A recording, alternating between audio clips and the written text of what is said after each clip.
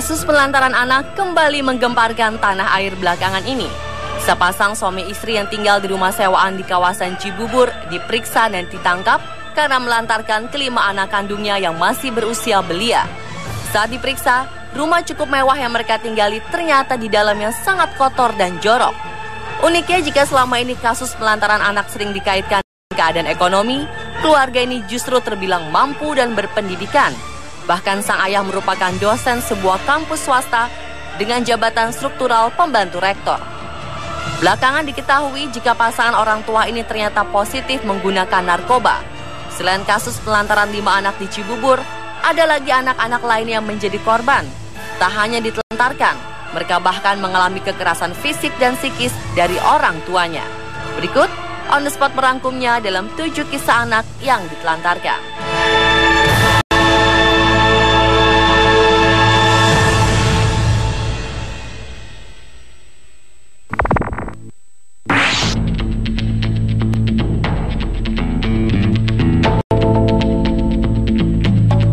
Kisah pertama yang sedang ramai diperbincangkan saat ini adalah Angeline, bocah perempuan berusia 8 tahun yang sejak Sabtu 16 Mei 2015 kemarin dilaporkan keluarganya hilang di depan rumahnya di daerah Sanur, Denpasar, Bali dan belum ditemukan hingga saat ini.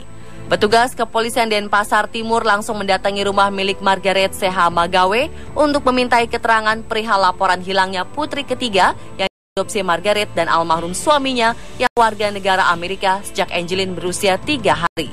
Sempat muncul kabar orang tua angkatnya, namun pihak keluarga membantah sekolah dasar tersebut kabur dari rumah karena masalah keluarga. Meski demikian, Margaret yang merupakan ibu angkat Angeline dikenal galak dan keras dalam mendidik anaknya. Sejumlah tetangga yang tinggal di sekitar rumah tersebut mengaku kerap mendengar sang bocah dibentak dan dimarahi. Di sekolah pun, Angeline dikenal tertutup. Menurut keterangan para pengajar, bocah ini tak pernah mengerjakan PR dan nilai-nilainya seringkali jelek. Bahkan beberapa kali para guru memandikan Angeline di sekolah karena badannya berbau tidak sedap sehingga jadi ejekan teman-temannya. Para guru juga menemukan beberapa luka lebam akibat pukulan.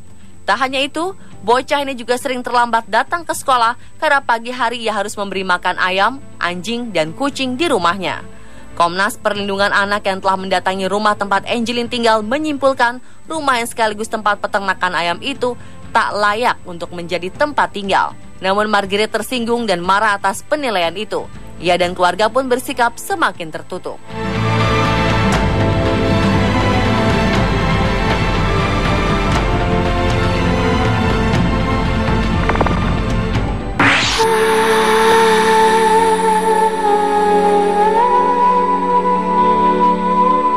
Berikutnya, masih ingatkah Anda dengan kisah bayi Francisca yang sempat menghebohkan tahun 2014 lalu?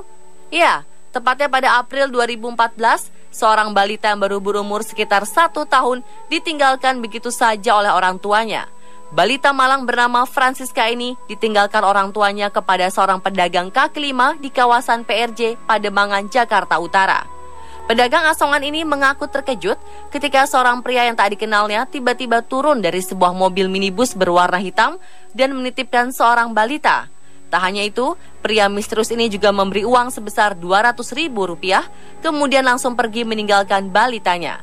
Karena balita tak kunjung diambil dan khawatir terlibat kasus penculikan, pedagang asongan ini kemudian menitipkan balita sekaligus melaporkan kejadian ini ke Polsek Pademangan, Jakarta Utara. Ternyata pelaku pembuangan anak ini adalah kekasih ibu korban yang merasa terganggu dengan keberadaan Francisca. Polisi akhirnya menetapkan pria berinisial T sebagai tersangka. Sementara itu, setelah dirawat oleh istri dari Kapolsek Pademangan, bayi malang ini pun tinggal di rumah perlindungan sosial anak bambu apus. Saat sang ibu yang bernama Darsem alias Susi dipertemukan dengan sang anak, ia pun langsung menciumi buah hati yang dibuang kekasihnya ini. Selama anaknya hilang, Darsem sempat bertanya terhadap kekasihnya, namun Darsem selalu diancam oleh tersangka.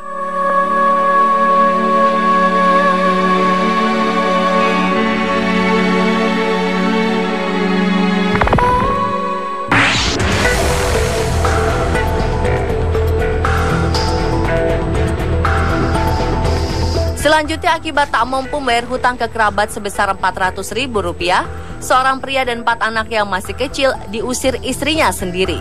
Sambil membawa 4 anak yang masih kecil, Yusuf, pria asal Bantul, Jogja ini terlantar di emperan toko di Jalan Jaksa Agung, Ponorogo, Jawa Timur. Anak perempuan yang bernama Retno berusia 7 tahun bahkan kerap menderita kejang-kejang. 3 anak lelaki yang lain terpaksa meminta makan dari warga sekitar. Sang bapak dan keempat anak ini diusir dari tempat tinggalnya di Bantul oleh istri sekaligus ibu bernama Jumirah. Tak tega dengan kondisi bapak dan 4 anaknya, warga pun kemudian melaporkan ke Satpol PP setempat. Keluarga ini kemudian dibawa ke Panti Jiwa Waluyo untuk ditampung sementara. Close enough to start a war. Tak hanya di Indonesia, kisah anak yang ditelantarkan juga terjadi di negara lain. Salah satunya di Abilene, Texas, Amerika Serikat. Pada tahun 2012 lalu, seorang ibu bernama Tiffany Klapecki dinyatakan bersalah setelah ia melantarkan bayinya bernama Tamrin Klapecki yang masih berusia 22 bulan hingga meninggal.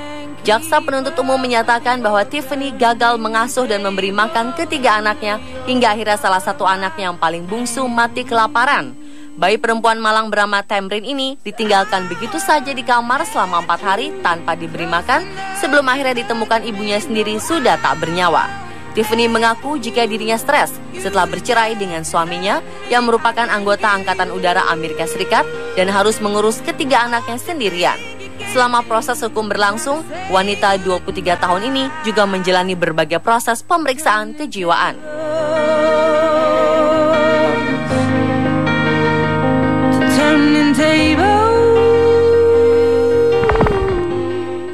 There's a picture on my kitchen wall, looks like Jesus and his friends involved. Beralih ke Orlando, Florida, Amerika Serikat, mirip dengan kasus pelantaran anak yang terjadi di Cibubur. Pada Maret 2014 lalu, seorang ibu rumah tangga bernama Yolander Lesen mendapat hukuman penjara 5 tahun setelah terbukti membiarkan kelima anaknya hidup dalam rumah yang sangat kotor dan tidak sehat. Aparat kepolisian setempat menangkap ibu berusia 45 tahun yang tidak pernah membersihkan rumahnya ini atas dakwaan melantarkan anak-anaknya hingga menyebabkan kerugian fisik dan psikis yang besar. Saat dilakukan investigasi ke rumahnya, anak-anak mengatakan pada polisi bahwa mereka ingin memiliki keluarga yang baru.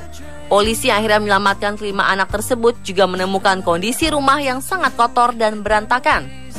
Di antaranya, kasur-kasur yang lembab karena air kencing, dapur, dan wastafel yang kerubuti jamur dan serangga, kotoran manusia mengering di dinding rumah, kamar yang penuh sampah, serta pintu yang dimakan rayap. Satu-satunya alat yang berfungsi di rumah itu adalah pembuka kaleng tenaga listrik.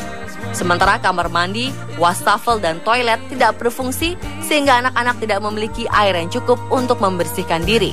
Kepada aparat, ibu 5 anak ini mengaku buruknya pengasuhan yang dilakukan karena ia mengalami sakit lutut dan berat badan yang besar hingga membuatnya hanya bisa berbaring di tempat tidur. When the house was left in shambles, well, who was there to handle? Even now I can smell your clothes freshly from the wash. Kemudian ada kisah memilukan yang dialami seorang bayi di Jepang bernama Neo. Entah apa yang ada dalam pikiran Yumiko Takahashi, sang ibu, ketika meninggalkan anaknya untuk chatting online. Padahal wanita Jepang berusia 29 tahun ini telah mengetahui bahwa Neo anaknya sedang demam tinggi. Alih-alih segera memeriksakan Neo yang berusia 19 bulan ke dokter, wanita ini malah meninggalkan anaknya untuk chatting di internet. Berdasarkan keterangan yang didapat Japan Today 30 Juni 2012 lalu, pemeriksaan menunjukkan bahwa Neo telah meninggal pukul 2 malam pada tanggal 26 Juni 2012. Sementara ibunya baru mengetahui kematian bayinya pada tanggal 27 Juni keesokan harinya. Neo adalah anak kedua Yumiko. Sebelumnya Yumiko juga pernah kehilangan anak pertamanya karena terjatuh dari balkon apartemen. Saat itu Yumiko mengaku bahwa dia sedang sibuk chatting online di depan komputernya untuk mencari hiburan karena ia merasa jika membesarkan anak adalah hal yang menyusahkan baginya. Yumiko Takashi pun akhirnya ditangkap karena dakwaan penelantaran anak hingga menyebabkan kematian. And I always can find you again.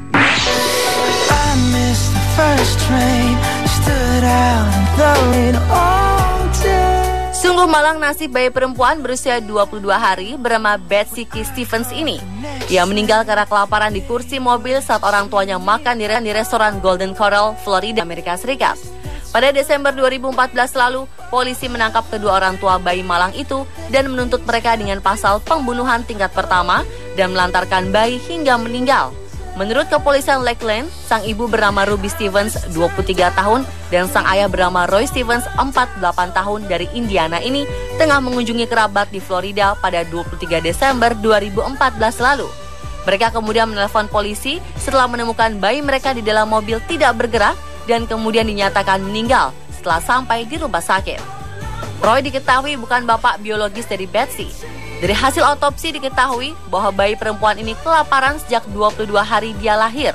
Jenazah Betsy diketahui hanya berbobot 1,8 kg atau turun sekitar 0,9 kg dari saat dia lahir, di mana seharusnya bobot normal Betsy mencapai 3,6 kg. Petugas medis kemudian menyatakan Betsy tewas karena kelaparan. Dia meninggal lebih dari 3 jam sebelum orang tuanya menyadari dan menelpon polisi. Petugas juga menuturkan Betsy mengalami dehidrasi karena tidak diberi minum selama 6 hingga 7 jam sebelum dia meninggal.